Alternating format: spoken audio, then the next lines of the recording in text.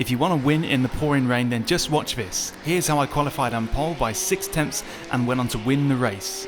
This video is supported by GT Omega. Get 5% off their rigs, chairs and accessories such as the prime rig I use with code DannyLee. And welcome also VRS Virtual Racing School, an incredible iRacing multifunction driver tool that I've used for the last 4 years. You'll hear a lot more about it soon, but check them both out via the links in the description. The track is Zandvoort and this is the Porsche Cup Series on iRacing. For turn 1, I take to the middle of a road to brake because when the track's wet and there's rubber laid down, the normal racing line is very slippery. I'm sure you've noticed this. The lesser used parts of a track have more grip, so by placing myself here I can brake later and harder confidently. I aim to take the car wide through the corner. This lets me cross over the racing line to an area of higher grip just outside of it, so I can then turn harder and come back onto the normal line as I exit. For turn 2, I cut towards the apex early to grab any grip I can, but due to the corner setup, it's just a case of follow the normal line, but don't go too fast. Turn 3's huge gradient banking means it's best to go as high as I can, but I turn tightly in the middle to cut back across the racing line so that I don't get caught on the low grip area as I shoot back up the hill. This gives me confidence, and confidence is the main currency in the rain. Turn 4, 5 and 6 are mostly spent praying. Just control your speed, there's not much scope to take an alternative line here. For turn 7, I again occupy the middle of the track so I can brake on the higher grip, lesser used part of the track that exists inside of a normal racing line. This corner is hard enough in the dry. Braking on the racing line here would always feel like an ice rink and I hated it. In the middle of the corner, you'd have no choice but to cross over the normal line, and in that moment, grip would plummet, but once on the other side of it, grip would come back and I would make the rest of the corner comfortably. However, rejoining the normal line would always be a pretty sketchy moment. For turn 8, I shadow the normal racing line by offsetting myself by a few feet.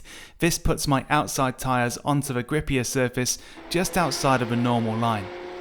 Before turn 9, I gently work my way over to cross the racing line and then take the middle of the track once again because I can brake much harder and flick the car into the turn to get some rotation happening before I'm forced to cross back onto the normal line.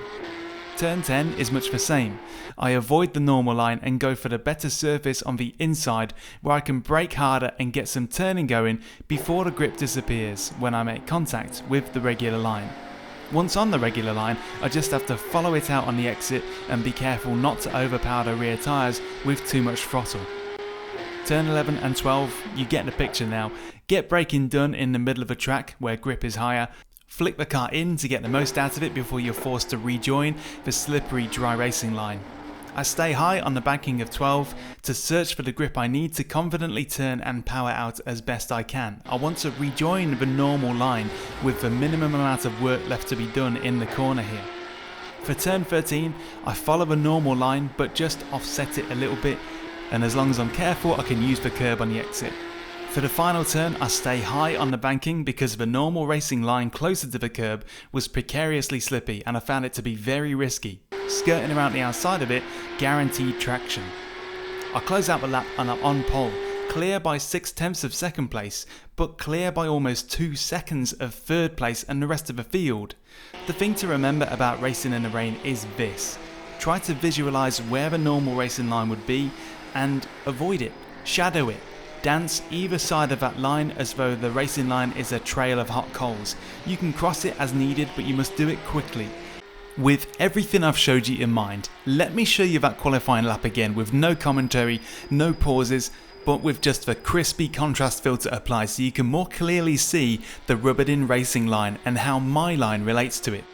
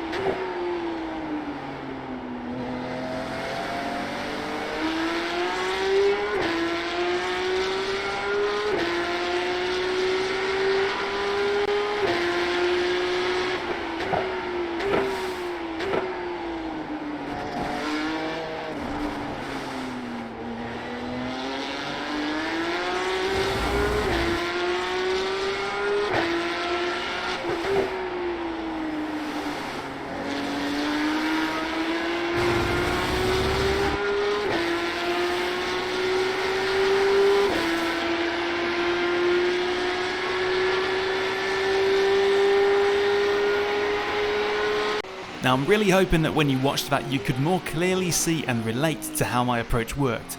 And the last thing to mention is that the grip level found on the racing line depends on the state of a track.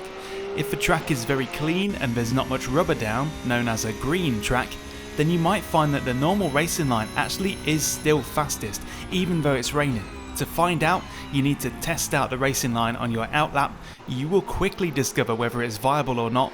If the normal line feels like ice skating, then you need to quickly look for alternative wet racing lines as demonstrated in this video. So there you go, that's how I deal with rain. I love rain and I'm trying to help others love it too.